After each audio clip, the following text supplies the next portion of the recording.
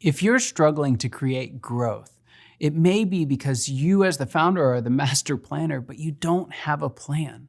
I know this is harsh, but it needs to be said because more often than not, it's 100% true. When you're playing Jenga, the goal is to take the right action now, to know and understand what the next move is, and to execute fast and effectively. Planning is mostly irrelevant because one move by your opponent can render your entire strategy useless. This is true of the organic growth stage for your business. The ROI of planning, it just isn't there. You don't know enough about the future and you don't need to. You're going to ride the wave whether you want to or not, so you develop the skills of riding the wave well. As a founder, as a leader, the structured growth stage requires you to evolve. You don't have to change who you are by any means. You just have to change how you win. You win by casting vision, challenging your team to change, and creating a context. Let's talk about casting a vision. The primary job of a CEO is not to expand profit and loss statements, develop detailed strategic plans, or micromanage every employee. The primary job of a CEO is to cast vision.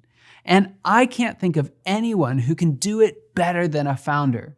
Vision is essential for any business. In the organic growth stage, that vision keeps everyone going no matter how tired they are. In the structured growth stage, vision keeps everyone moving in the same direction, creating this massive momentum and creating true economies of scale. A well-aligned company with a strong vision and a founder at the helm is a force to be reckoned with.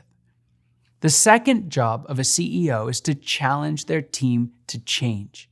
Honestly, this can be hard for a founder if they're too set in their ways.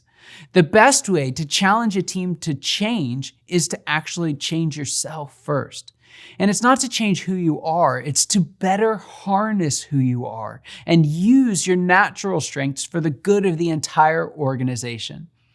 Founders have two advantages in this respect. First, they are highly visionary leaders, and the vision that they have of a better future is all they need to make the hard choices today for a better tomorrow.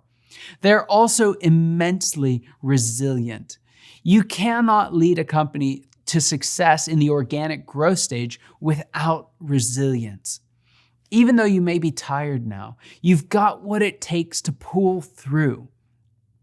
The last job of a CEO is to create a context for the company to succeed. This can be the most foreign of the three tasks for a founder, not because they aren't capable, but because it often looks like doing the opposite of what they've done to succeed in the past. Jim Collins eloquently captures this truth in his book, Built to Last. In the book, he divides leaders into two types. There are time tellers and clock builders. Time tellers are exceptional geniuses in their own right.